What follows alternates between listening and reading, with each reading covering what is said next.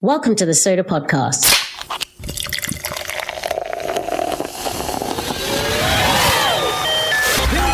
Greetings, everyone. I'm Natasha. I'm from Soda Data, an idea born in Belgium that helps organizations get ahead of silent data issues and brings everyone closer to the data for data products and analytics that everyone can trust.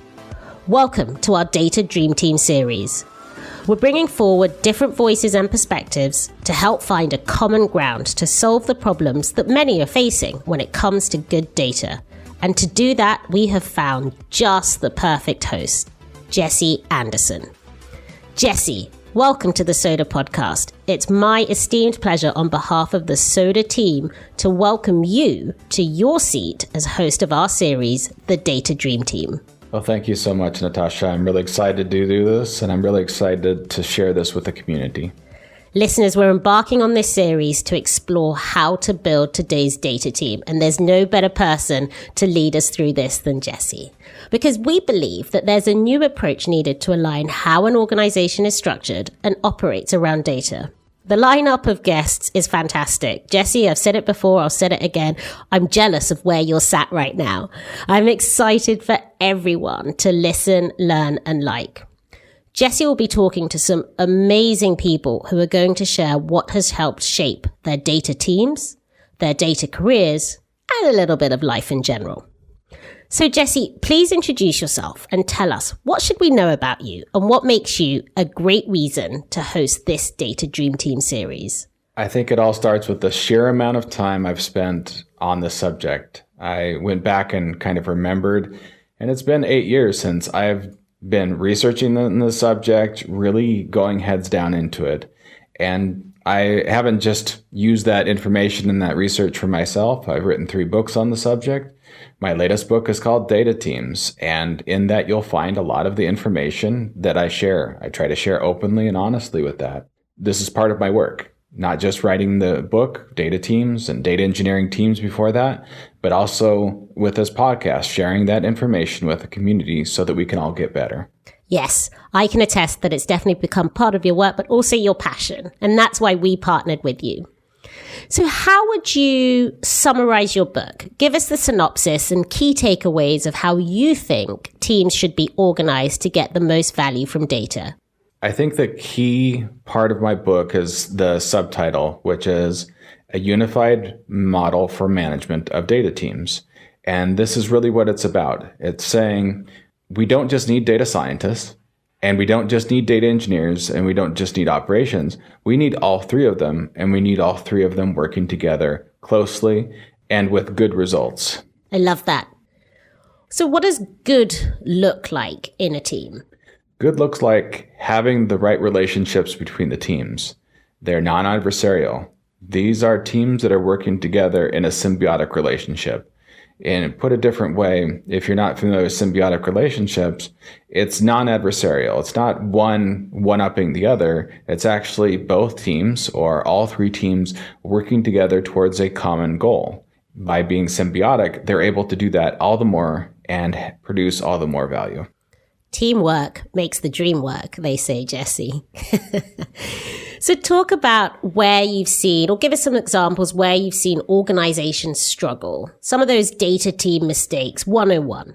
Perhaps the 2 most common ones I see are only having data scientists. So what will happen is the management team will get the message loud and clear that they need data scientists. And so they'll just get data scientists, not understanding there's more parts of the team. Another common issue is choosing your data engineers. Sometimes they'll have data engineers who are more SQL focused, DBAs, database administrator sort of skills. And that isn't the skill set that you need for data engineers in this case. And those are 2 roles, interestingly enough, that get a lot of attention, right? Data scientists, data engineers, some hype, but also roles that are in high demand. Do you have a favorite role on a data team? It's really hard to choose a favorite role. It's kind of saying, which is your favorite child? You need all 3 of them, and all 3 of them do something.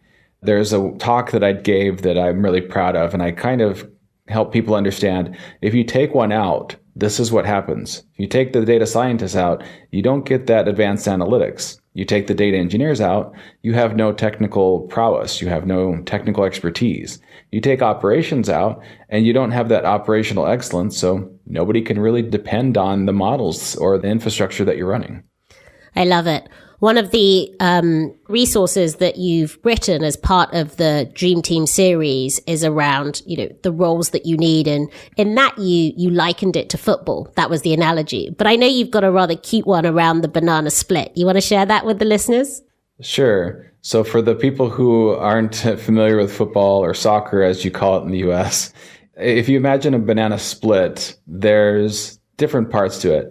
Everybody wants that cherry on top, the whipped cream. And that's kind of what the data scientists are. They're the really sweet part. They're looks good and everybody's going for it, but nobody's going for the bananas. The bananas are often not eaten.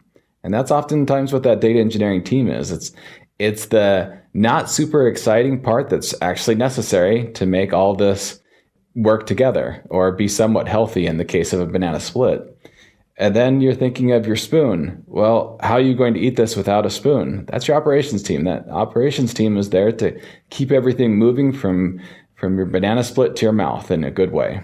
I love that. Let's see how many more analogies we can come up with throughout the series. Okay, so I've already teased everyone, letting them know we've got some great guests.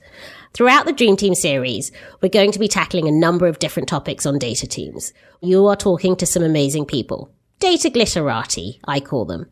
So what are the topics, or some of the topics, and who can we look forward to hearing you in conversation with? Just give us a taster. There are all sorts of people that I'm excited to be talking to, both friends of mine, new friends, and sharing. They're very open and honest in their sharing. So a few ones that I'm excited about, we have Paco Nathan. Anytime you can listen to Paco Nathan speak on virtually anything, take that time. Do that. We also have people like Jordan Morrow. That's going to be a super interesting one. He brings a lot of energy, and I would love to see that energy be brought in the industry in general. We also have Harvinder Atwal. We have other people, and that isn't the cumulative list, but we have a lot of people and a lot of different perspectives, and I'm really excited to share those perspectives. Fantastic. And I think that's some of the learnings that we're taking from your book and your research, right, Jesse? Bringing those voices so that other people can take the best practices and tips and tricks that you often don't get insight to. So for each guest, you'll be doing a quick fire round so that our listeners can get to know them, because our guests are selected not just for their achievements in data, but their career and any personal endeavors that they want to share. So Jesse, here's your quick fire round. What's the theme tune of your data team? Well, I'm going to have to take Jordan Morrow's theme of The Godfather, and that's kind of what plays in my head. The data engineers, the management, we're all trying to get people to dance like puppets and do our bidding and make them offers they can't refuse. Or give them data they can't refuse. Your favorite example of data doing good? I'd have to say what we experienced lately with COVID. I think the data tracking around COVID really helped the entire world kind of keep their heads straight. And we were able to see quickly, this isn't Black Death. This wasn't 30% mortality rates. This wasn't 40% mortality rates. We were able to see pretty quickly, hey, we're not going to die as a species, and we can get through this. And I think that was really important in this, that it was good for us as an entire world, that we saw this data and saw that we could live through it. Yes, and I think it's such a great example of using data in our day-to-day lives without realizing how powerful it is. So if you could do anything with data, what would it be? I think it would be starting to look at the genomic data. If we could take a lot more of our genomic data against different populations, knowing deeply their health, either health problems, we would be able to see some really good trends. We could see some things that, hey, maybe certain cancers are genetic based. How can we deal with that? How can we actually preemptively let people know, hey, you're at higher risk for this cancer. You may want to do this and this different. And I think that would be super helpful for us as an entire species in a very similar way. Yeah, I agree. What are you passionate about Jesse that's nothing to do with data, if there is something in your life that doesn't involve data? I love to travel. I knew I had not traveled enough when I had to travel vicariously by watching YouTube videos of people traveling, where I was watching stuff virtually every weekend of here's this place, and thinking, okay, jot it down, gonna go there. And so I love traveling. A lot of times people invite me to speak at a conference, and if that is in some place that I want to go, I'll generally do that conference. And I really enjoy that. I really enjoy meeting people. I really enjoy eating their food and really seeing how people live around the world. I think you told me an anecdote the other day about how almost every chapter of your book was written in a different location. So that definitely confirms your love of travel. Yes, it was many chapters were written on transatlantic flights. And as I look over a chapter, I'm thinking, oh, that was somewhere between Germany and San Francisco. And that was how I wrote. So what is your favorite chapter or takeaway in your book? I'd say I'm the most proud of the debugging chapter, where it's something I've never seen in any management book or really technical book like that of here are the most common problems I've seen. And this isn't here's some hypothetical, here I've read something.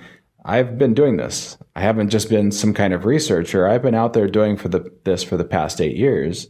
And I wrote down the things that I saw, the most common things. And I said, if you're seeing this, these are the most common reasons I've seen for that. And you can fix them. You can know what they are. And more often than not, the issue is a team issue.